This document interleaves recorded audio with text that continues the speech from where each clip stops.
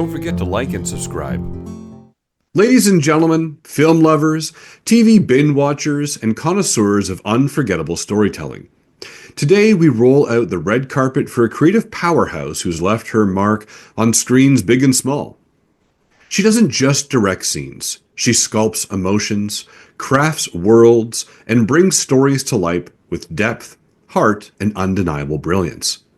Taking charge is second nature to her, and why wouldn't it be? When you're the eldest of 5 siblings, you learn how to run the show.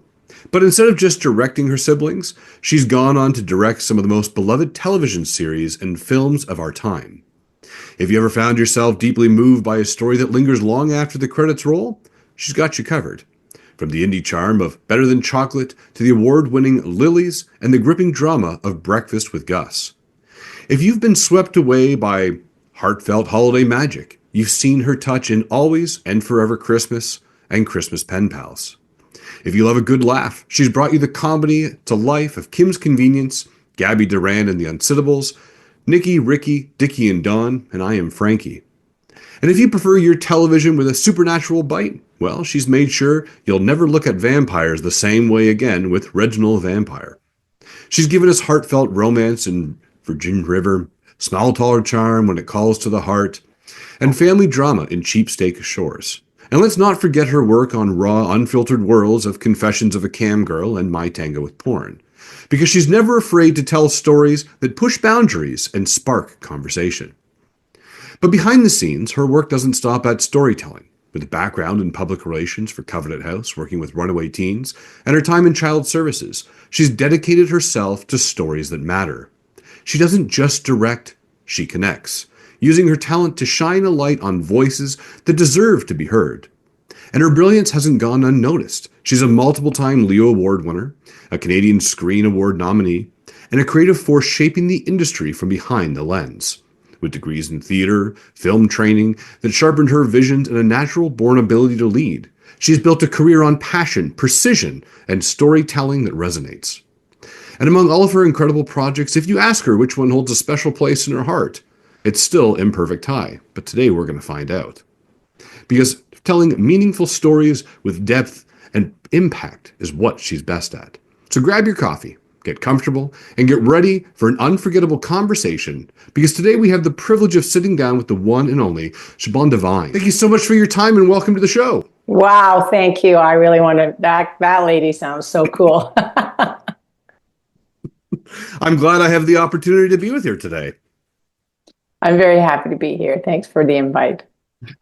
I want to go back a little bit in time with you here. If we go back to Siobhan running around and she's a little girl, playing in the fields, and you said to her, what do you want to be when you grow up? What would she have said? I've wanted to be a director since I was 10 years old. So for a very long time. I think it was Carol Burnett, the Carol Burnett show. I think it was that was kind of like a big deal for me. I was just a little girl, and it just was like, I want to do that when I grow up. And I really never wavered. I've done lots of other things. But that's always been my passion. It's always what I wanted to do. What was it about the Carol Burnett show that just struck a chord with you? Well, I think it was the transforming nature of it.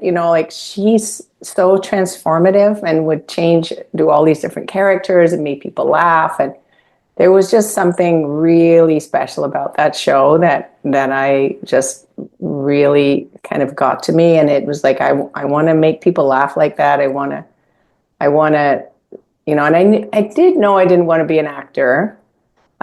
So I was trying to figure out what else I could do that I could, have that kind of impact on people's lives. And then I came up with the director. And the reason I came up with director was I was watching the Academy Awards when I was probably about 10 or 11. And there had never been a woman who'd won an Academy Award. And I was like, I'm going to be the first woman to win an Academy Award. Obviously I have not done that, but thankfully it has happened. But that was sort of like a drive for me, was that I just thought it was so crazy that only men won that award. So those two things kind of pointed me in the direction of directing. Now, when we talk about this little bit of history with you here, and as I mentioned, you worked with Covenant House and Child Services. At what point did you transition to that? Like you, at 10 years old, Carol Burnett was our influence. We loved these characters. We knew we wanted to do it.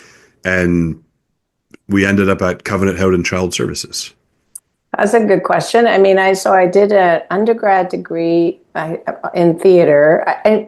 Because I was born and raised in England, the more natural way to go through to become a filmmaker was to do theater first, and then to, so even though I always wanted to make films and television, it was the way through was to go to theater school. So that's what I did.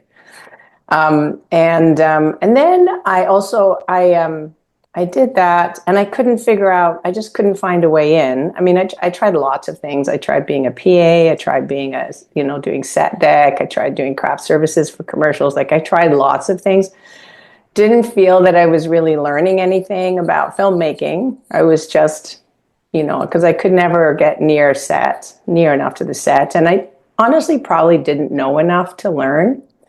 And so at that point, a friend of mine was the manager of communications at Covenant House, and she needed someone to come on board and do some public relations and help her. She made a lot of videos and promotional videos for Covenant House. And so I was a bit of a natural fit for that. And that's how I ended up working there. So it was outside of the box in a way, but it was still inside the playground, if that makes sense.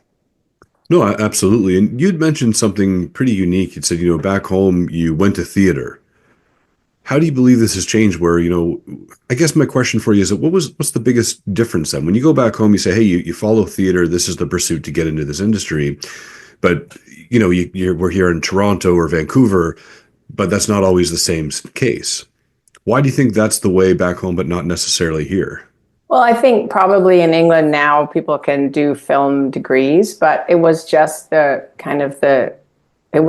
path. You took a theater. I remember signing up for my first theater coursing. Okay, this is my first step on the way to becoming a filmmaker. It was just the path that I knew existed. So then I did undergrad and graduate degrees in theater, but I did also, because I live here, I went to OCAD in Toronto, and I did some courses out at UBC, some film courses. When I moved here, I did some film courses out at UBC. So I did do quite a lot of film courses after the fact, like once I'd sort of like graduated and I'd done a bunch of other jobs. And then I was like, okay, if I'm ever going to be a filmmaker, I had better start now. And then I started taking film courses because I didn't really know how to make a film, I just didn't. So I learned at OCAD. I did a course at OCAD, which was amazing, a couple of courses, and kind of learned the basics of how to make a film and how a film set worked, and at least what some of the jobs were. So it was, and building on the theater. I mean, the theater training has been invaluable to me because it's all about script and performance. And those are really the roots of my skill set, I guess. So I've learned all these other skills of how to shoot things, but at the very basis is still the script and performance, and those still power me all this time later. So it wasn't the wrong choice. How about that? And when we talk about the formal education piece of this, what do you think is something that you felt was that you didn't get taught? Like when we talk about theater, television, and film, and then now you're behind the lens, you're running these sets, what's something that you feel that during all of this time studying that they kind of missed in telling you? I think one of the main things, first things I learned, so after I did all this and then I made some short films, and then I ended up working on a multi-camera sitcom as a camera coordinator. So that's on a TV show. That was my first sort of job on TV that was steady, that was paid me. And that is really funny. The first thing I learned was to stay in your own lane, because when you're doing indie work and all that, everybody's doing everything. Yeah, on a TV set, yeah, no, you just stay in your own lane. There's somebody else's job to do that, and it's not because it's not like trying to save other people's jobs. It's just a bit like a little bit like the army, is everybody is specialized, and so you might be able to move that cable, but you don't actually know where it's plugged into or if it's live or not. So why don't you just let the electrics do that, because they know what they're doing. So that was one of the things that I learned, that you really don't learn in film school, because you have to do everything in film school. Especially when you're on these low budget, short micro budgets where we're going to get you to do everything. I need you to move the monitor. I need you to move the cable, and you get to a larger set. Yeah. Now, when we talk about your theater background, just for a moment, why didn't you ever pursue trying to be the producer and the director of these big theater productions that go on? I think I always did want, well, I always wanted to make films. I think there's an intimacy in film and television that you can get in theater. But I really just wanted to pursue it in film. I mean, both jobs are so massive. It's so hard to get into anywhere that at some point I certainly had to just make a choice. Like what do I, even like writing and directing, like a lot of people write and direct. And I was like, okay, just choose one thing, because every job is hard to get, hard to do, hard to master. And so I just chose directing TV, film and TV, directing, not writing, not doing theater, because it's just those things are a little bit distracting, because then you're trying to do, for me, trying to do too many things. Mm-hmm. And it's a bit like when you have a map, if you've got like 7 destinations, maybe you may not reach any of them. So for me, it's like I just plug into Google Maps, director, and then I only have one direction to go. I mean, and I still had to go many ways to get there. It's not like it was a nice, smooth path. But if I'd had 7 or 3 different jobs to do, I think that I would have got a little bit tied up in the trying to get, where am I going? So for me, it was just a more practical way of moving forward. It's an interesting path, because it sounds like what a lot of people are doing now is, hey, I'm so thirsty to be on set that I'll take any job that comes up. And what you're saying is, yeah, no, that's an important lesson for sure. But the other side of this is that if you want to be a director, not saying don't go out and work, but find projects to direct versus being a PA or craft or coordinator, for example. Yeah, I think those jobs are great to do. I always suggest that people get on set and learn how a set works. But yeah, I always carried on making my own shorts, my own. It's really hard to do that when you get sort of like, when you start working, because at some point you're going to have to say no to a job, and nobody wants to do that. But at some point you have to say no, because you're shooting a film, you're shooting your own film.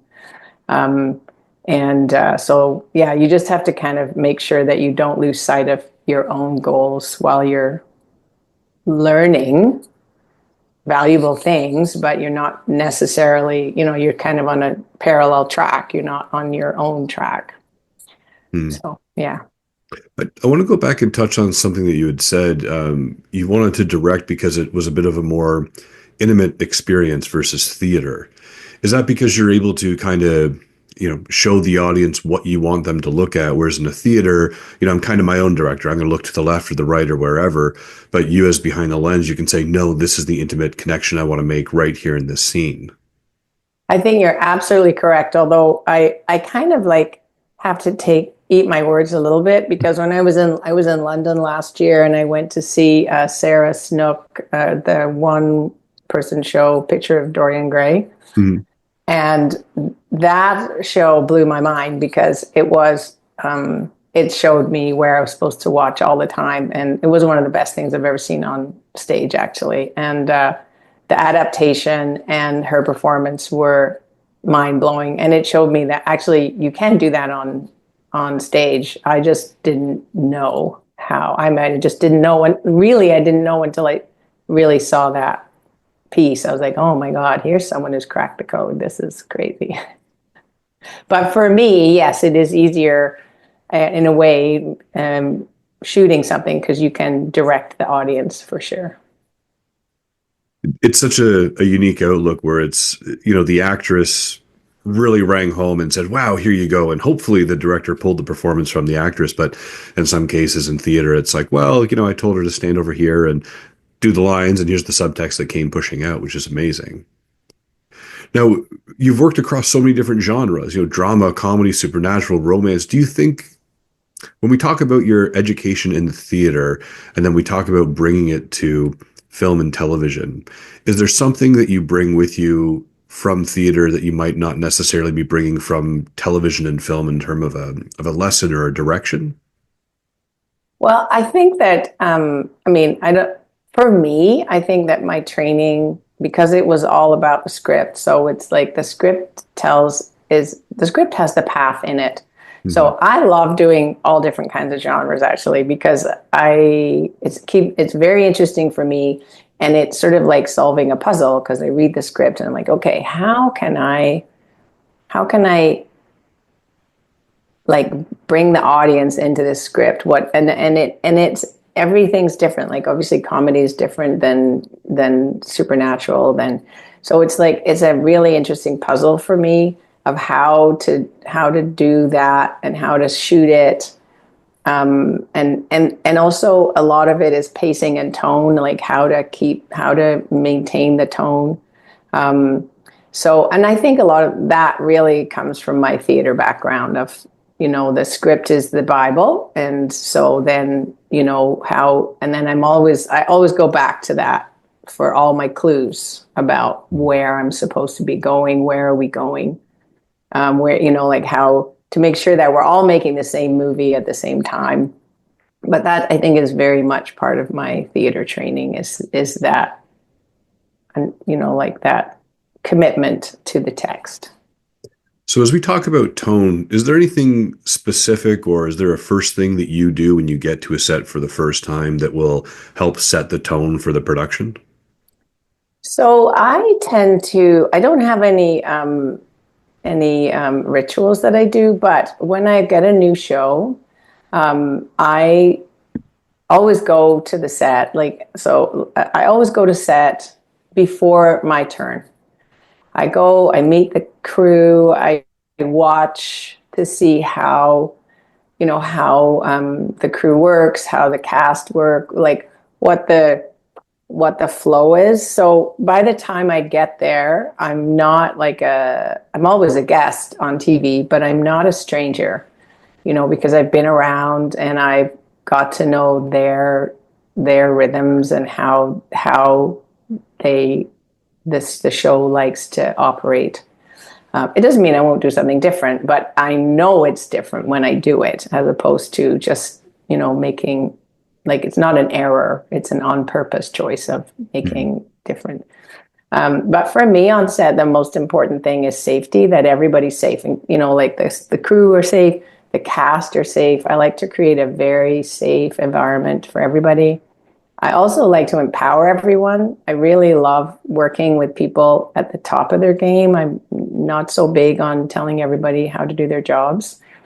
Um, so that's another thing that I really work hard on, is making sure that everybody feels empowered to make choices, bring choices to the set, and suggest things. Because at the end of the day, like 100 brains is better than one brain. My job is to keep the train on the track. It's not to have all the ideas. That's how I work. It's not, I know where we're going. I'm going to make sure we get there. But you might have an idea that helps us get there better, faster, more elegantly, like you might find a corner of the script that I haven't found yet. And so I want to hear about all that. So that's part of what I do when I go on a set. And that's why I go early, so that people know me. And even like I did a show last year and I was doing the show. I shot the show in November, and I was working on, it was called The Thundermans, which is a multi-camera sitcom. And I was doing the When Calls the Heart for like the 2 months before that. And so I knew I wouldn't be able to do my usual going on the set. So then I asked if I could go. So I was on set. I was on that set, the Thunderman set, in August, even though I wasn't shooting until November. But I went to set so that, excuse me, hold on a second. I'm going to just mute.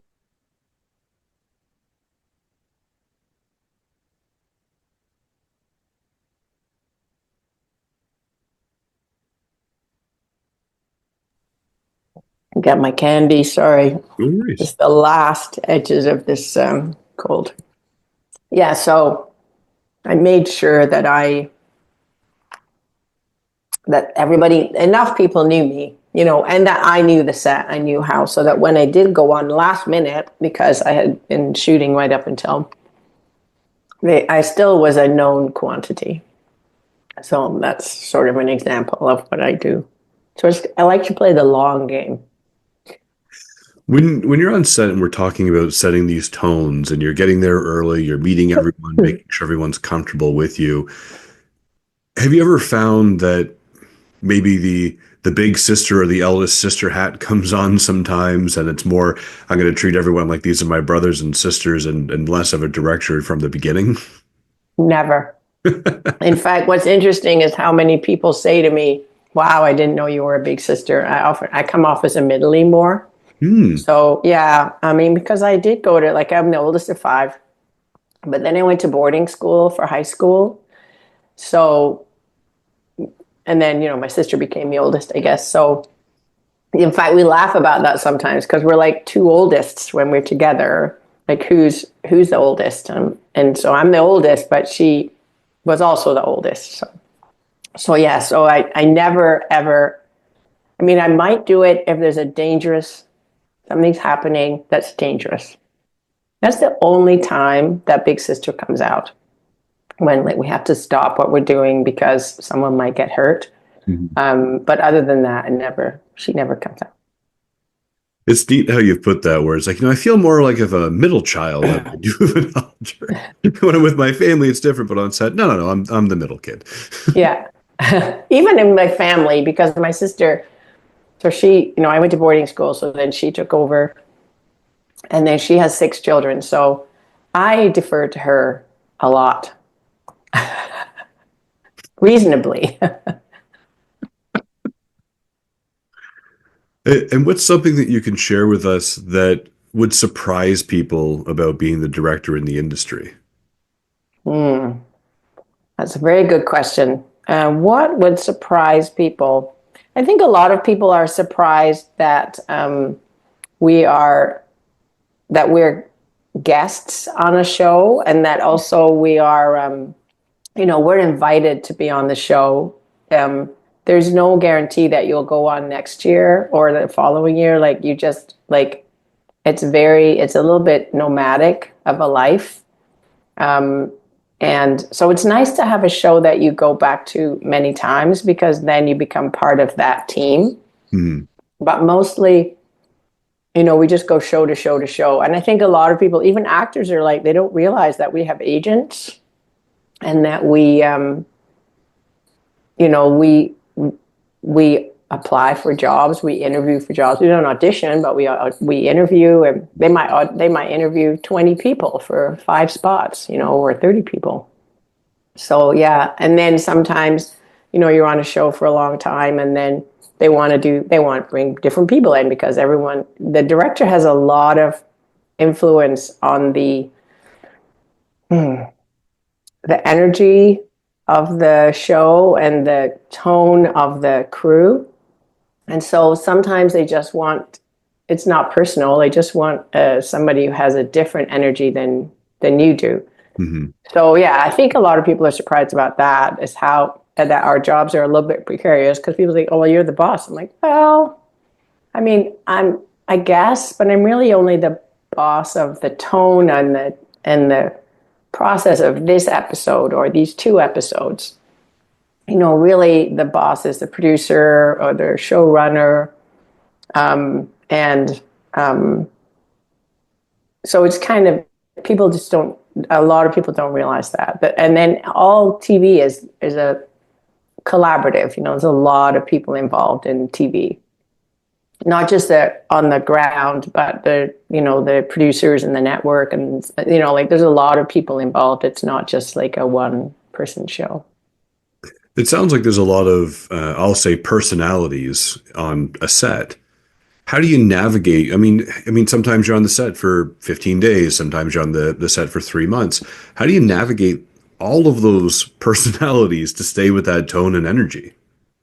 Well, I guess that's one of my favorite parts because I really love people for starters. I love actors. I love working with people. I love collaborating. As I say, I love I'm all about empowering everybody or as many people as possible so that everybody's working at their top level.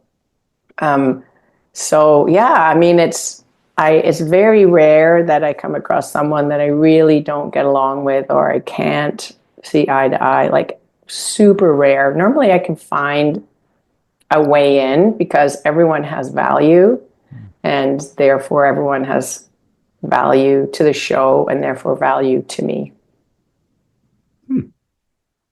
And out of all of the interviews that you've given, the presentations, the events, the speaking engagements, what's one question that's no one has ever asked you that you kind of wish they had? I have no idea how to answer that question. That's a really good question. Um, I guess one of the things that rarely gets asked is about the prep, like how much prep we do. I'm often surprised how people don't understand that most of directing is prep, actually. Like by the time you get, by the time we're shooting, I should know almost everything, like all the shots and all the castings done and the costumes are chosen. And so that process, which I love prep, is super important and very few people are interested in that part of the process, even though it's probably the biggest part of the process. Because by the time you get to set, you're basically the train is rolling and you just jump on the train and or you run like heck until you get on the train. But the train is going. So all those decisions have to be made before you get on the train. Because once you get on the train, it's a little bit insane to be trying to like pull on the brakes or whatever. Like that train's just going to keep going. So I guess my question for you is that do you ever feel that there's still this, I'll use this imposter syndrome when you're getting a gig? I mean, as you said, you kind of have to interview for these different projects as they come up. You're a multiple award winner. You're knowing you've taken on some of these most amazing projects, and yet you're still in the room. Do you ever feel like it's like, oh, this is still me? Like, oh, are you sure that's me? Like, you want to give it to me? I do, especially if I get a job that's a little bit out of my wheelhouse, like something like Reginald the Vampire. I was like, what is happening? I wanted that so badly. My agent called me about it and I read the script and I'm like, oh my God, I have to get on this show. Like, I just have to get on the show. And I did the interview and I thought, like lots of people are going to want this show. And my background is like, I had never done anything sci-fi. So I was pretty sure. And then when they called me to say I got the job, I was like, oh my gosh. And I loved that. It was a super fun show. The showrunner was amazing. And also there was a lot of different things that happened. Like I had an episode that was, a young girl's mom died. So it's a comedy and I get, the young girl's mom dies. So the tone was totally different than the next one, which is where they go to this club, like a glitter party.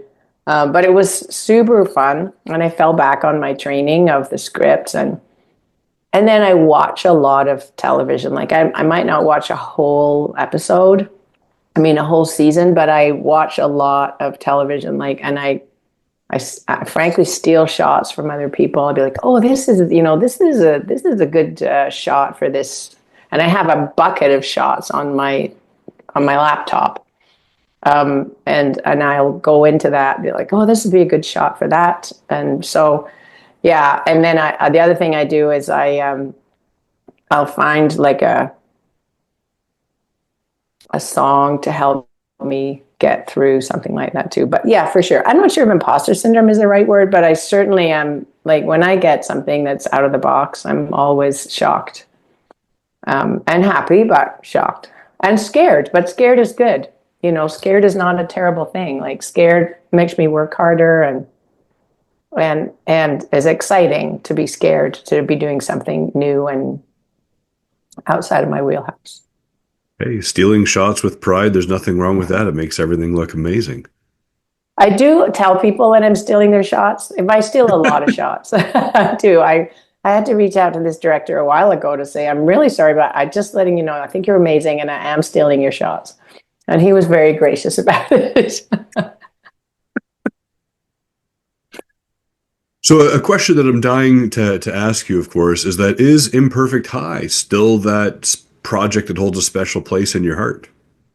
You know what? It was a super special project. I worked with it just like every now and again something comes along, amazing producers, script was really good, and the casting was a little bit unusual, which is nice. And yeah, it was very special. And I've done two other movies for that, the LA producer, and then I've done one other movie for the local producers. So they're like so much of a movie is first of all the script, but then also the people involved in the script and who, yeah, and in the project and who's running the project. So yeah, it was really a special one. Now I did just do another special one, which I probably can't talk about now, but maybe next time we talk, because I did just do for a totally different outfit, and it was like fantastically amazing. So every now and again, those projects come along, and yeah, it was a very special project,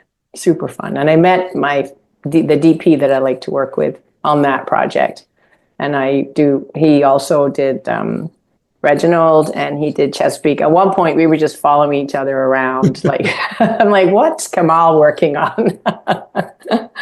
I'm going to pitch for that show. So yeah. And where can people learn more about you? Well, I do have a website, it's SiobhanDevine.com.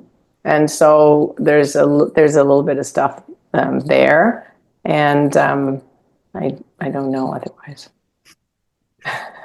And if we asked some of your close family and friend what's something that people tend to misunderstand about you the most, what do you think they would say? In my personal life, you mean? Or You just know what? in I'll leave general? that to you. I think that that probably they would talk about my confidence, that I have a lot of confidence when I'm working, but it tends to kind of like dissipate when I'm not working. And so that's a very interesting thing for me to manage, is is to manage that, for when I'm going for jobs, like to be able to keep that level of confidence up in between jobs. And I think that's a very common thing for creatives. Like when you're doing the job, you're like, oh yeah, I know how to do this. This is the best. And then when you're not doing the job, it's like, nobody wants me. And so, yeah, I think that is because I do come across as confident all the time, but of course I'm not. And when you wake up in the morning and you grab a cup of coffee, what kind of coffee do you drink? We just got an espresso, which I'm in love with. And so now I used to just have like a drip coffee, but now I get a latte every day. It's really, it makes getting out of bed just all the sweeter, especially if I'm getting up at 5 o'clock in the morning. It's like, yeah, but I get my latte from my Nespresso machine. So I have time for one last question for you on Today with Coffee with Chris. I really appreciate you being here. It's what makes Siobhan smile? lots of things make me smile. I mean, I have two kids who I adore and two dogs who I adore too, and a very supportive partner. And I love walking in the woods. This is my very favorite thing. Like, we just grab the dogs, and I was out this morning actually in the pouring rain. I was over in North Van. My dog was not happy, but I was happy. So yeah. That's amazing. And as I said, that was the last question I had for you today on Coffee with Chris. Everyone out there, get to Google Siobhan Devine, get to her website, see what she's working on, check out all of the fabulous projects, a fan favorite of Reginald the Vampire. But on top of that, remember everyone to smile to inspire and have yourselves a fantastic day. Thank you so much for your time today. Thank you.